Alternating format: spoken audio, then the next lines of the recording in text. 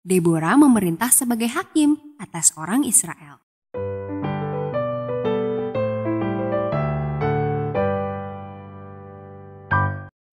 Halo adik-adik semuanya. Cerita Alkitab anak-anak hari ini berjudul Deborah. Ayat hafalannya berasal dari 1 Petrus 2 ayat 17. Mari kita baca ayat hafalannya bersama-sama ya. Hormatilah semua orang, kasihilah saudara-saudaramu, takutlah akan Allah, hormatilah raja. Apakah adik-adik memiliki pekerjaan khusus yang adik-adik lakukan di rumah? Apakah ibu atau ayah adik-adik meminta adik-adik melakukan sesuatu? Tuhan memiliki pekerjaan khusus bagi masing-masing kita loh adik-adik. Kali ini, mari kita dengarkan cerita seorang wanita yang diberikan pekerjaan khusus oleh Tuhan. Tuhan memberi Deborah tanggung jawab khusus untuk memimpin bangsa Israel. Itu adalah pekerjaan yang sulit. Orang-orang Israel tidak menaati Tuhan. Mereka malah menyembah berhala. 20 tahun sebelumnya, Raja Yabin, Raja Kanaan, telah menyerang Israel. Ia memenangkan pertempuran dan menjadikan orang Israel sebagai budaknya. Sekarang, semua orang Israel hidup dalam ketakutan akan Raja Yabin dan panglima tentaranya, Sisera, yang memiliki 900 kereta besi.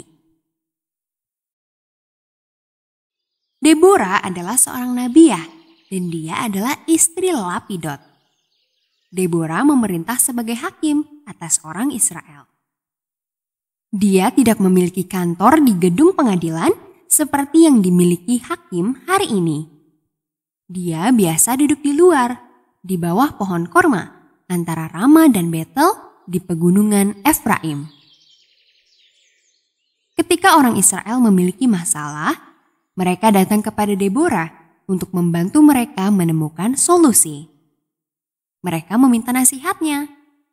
Berkali-kali dia mendengar bagaimana orang-orang Israel menyesal karena berpaling dari Tuhan dan menyembah berhala. Mereka meminta Deborah untuk mengajar mereka menyembah Tuhan yang benar. Suatu hari, Tuhan berbicara kepada Deborah. Aku telah mendengar doa umatku. Aku akan membebaskan mereka dari perbudakan. Deborah mendengarkan perintah Tuhan. Dia menyampaikan perintah Tuhan kepada Barak, seorang panglima tentara Israel. Tuhan Allah Israel memerintahkan engkau untuk maju membawa 10.000 Bani Naftali dan Bani Zebulun ke Gunung Tabor.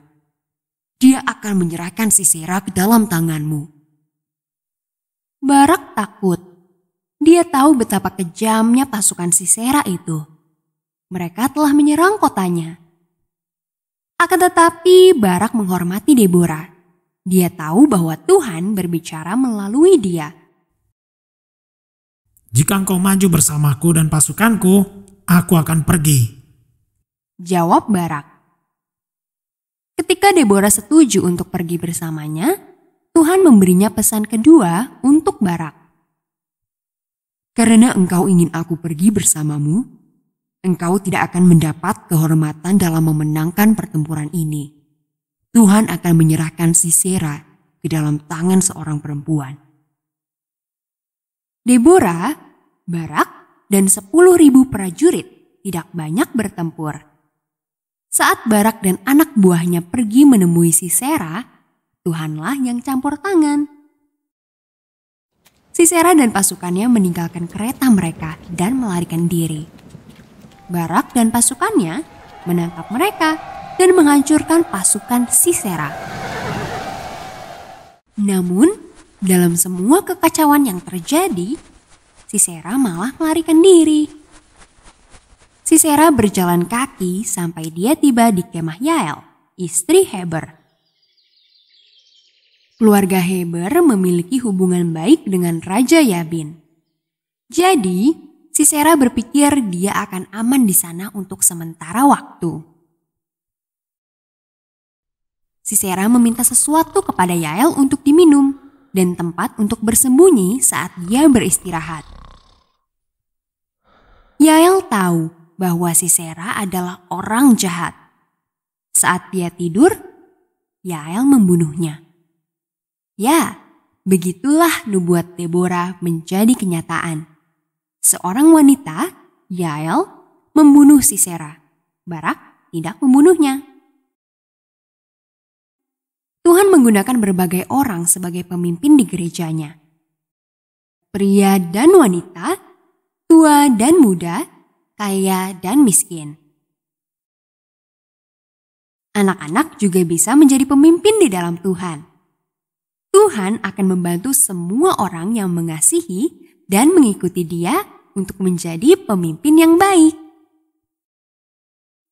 Kita perlu mendengarkan para pemimpin yang telah dipilih Tuhan, sehingga kita dapat belajar dari pengalaman mereka dan lebih memahami rencana Tuhan bagi hidup kita. Ketika Tuhan meminta kita untuk melakukan sesuatu, kita harus siap untuk menaatinya.